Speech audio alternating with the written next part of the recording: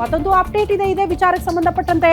Khamenei ಹತ್ಯೆಗೆ ಪ್ರತೀಕಾರಕ್ಕಾಗಿ Iran ಭಯಾನಕವಾಗಿ attack ಮಾಡಿದೆ ಅನ್ನೋದರ ಡೀಟೇಲ್ ಸಿಗ್ತಾ ಇದೆ. ಅರಬ್ ರಾಷ್ಟ್ರಗಳಲ್ಲಿನ ಅಮೆರಿಕ ಸೇನಾ ನೆಲೆಗಳ ಮೇಲೆ ದಾಳಿ ಮಾಡಿದೆ ಅಂತ ಇರಾನ್. ಅರಬ್ ದೇಶಗಳಲ್ಲಿ ಇರಾನ್ನಿಂದ ಮತ್ತೊಮ್ಮೆ ಅಟ್ಯಾಕ್ ಆಗ್ತಾ ಇದೆ.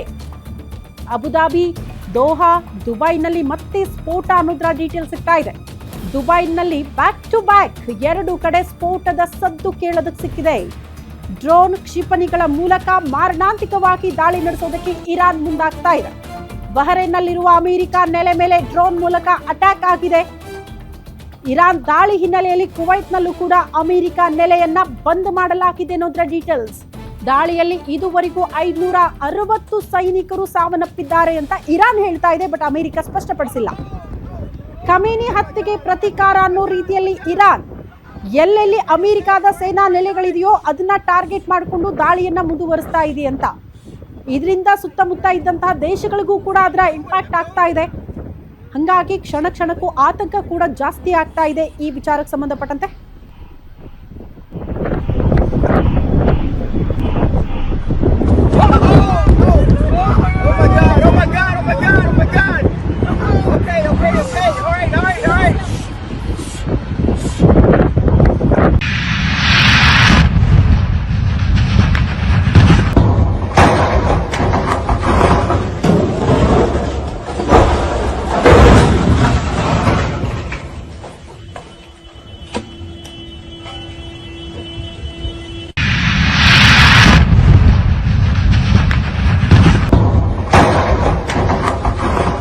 ನಿಮ್ಮೂರಿನಿಂದ ವಿಶ್ವ ಮಟ್ಟದವರೆಗೆ ರಾಜಕೀಯ, ಸಿನಿಮಾ, ಸ್ಪೋರ್ಟ್ಸ್ ಯಾವ ಸುದ್ದಿಯೂ ಮಿಸ್ ಆಗಲ್ಲ.